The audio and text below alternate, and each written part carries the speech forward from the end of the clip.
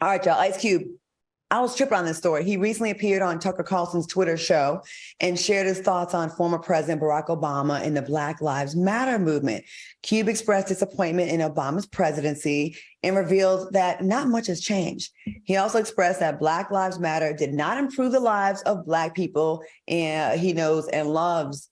What are your thoughts? Alice, go to you first. Well, let me tell you, first of all, he's expressed this for a long time. This is nothing new. He's talked about it. He's been very vocal about it. What I didn't appreciate was Tucker Carlson using an icon like Ice Cube from the African-American community to further his anti-Obama and his anti-Black Lives Matter narrative agenda. I didn't like that because we know that Ice Cube was not very fond of Obama. We know that Ice Cube has spoke negatively about the BLM movement. But let me tell you something. We can argue whether it was positive or negative, but positives came out of the Obama administration. I mean, healthcare reform. He ended the war on Iraq, which cost us $750 billion. He passed a stimulus that basically stopped the United States of America for going bankrupt. Did we forget that in 2009? And, you know, on the GTQ plus side, he was the one that said it was okay for them to serve in the military. So we can't discredit what Obama has actually done, not only for the country, but also for people of color and people in our community. So for me, right, you can argue both sides of that.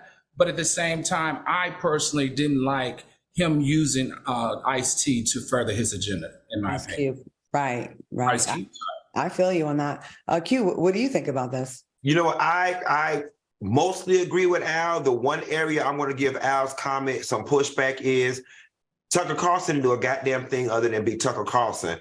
It's Ice Cube took his Candace Owens coon ass over there. I have no problem whatsoever with Black people who have different political views than the rest of the herd, right? But at least take your different views to an objective media outlet that is going to be a safe space for African Americans and not take the sound bites in order to push their racist and their anti-Black agendas. Yeah. You knew what Tucker Carlson was all about, Ice Cube. And so it makes me wonder, what was your see, I don't have a problem with Tucker Carlson. I know exactly who he is. But now it's got me side-eyeing you, Ice Cube, because why would you take your African-American self over there and give them ammunition to use against us? I didn't like that. Excuse me. Cube could have said those same things on an Oprah platform, a Joy Reid platform, a Gayle King platform, a Simone Sanders platform, and I would have had no issue whatsoever. I would have been receptive and listen. But it's a simple fact that you skated your ass over there to that former Fox News, now Twitter asshole to do this. It's got me side-eyeing the shit out of Ice Cube. You know, Ice Cube came on Cocktails with Queens one time, right? And it went left. One, we ran out of time. We had to rush him out of there. So I felt like I needed more time to breathe and then it was really during the peak of the Trumpism and Black Lives Matter and George Floyd. It was a very contentious time in our history when we were just mad and just angry. And here come Ice Cube talking about the contract with Black America, and people mistaken that interview that the Queens, it was Vivica and myself and Lisa Ray and Selena, that we attacked this Black man. That's not really what happened. And I've been seeing it kind of being brought back up on social media recently, and I'm glad it did. And then this comes out. We called it. I'm going to tell you why the interview went left.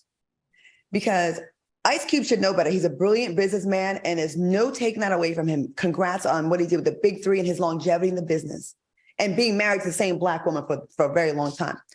But what we ain't going to let you do in an interview is bend the truth. His whole beef with going to meet with the Trump administration and offering his solutions to all the things that's wrong in the Black community, right, was the Biden-Harris tag team, who hadn't even been elected yet, hadn't reached out to him. And that was his beef. Remember that? They didn't reach out. The Trump people did. So I'm sitting down with them. So I did my job. Now, I'm not a journalist now, but I used to be a real one for the Providence American newspaper for many years, for years. I reached out to the Biden-Harris campaign, and guess what I found out?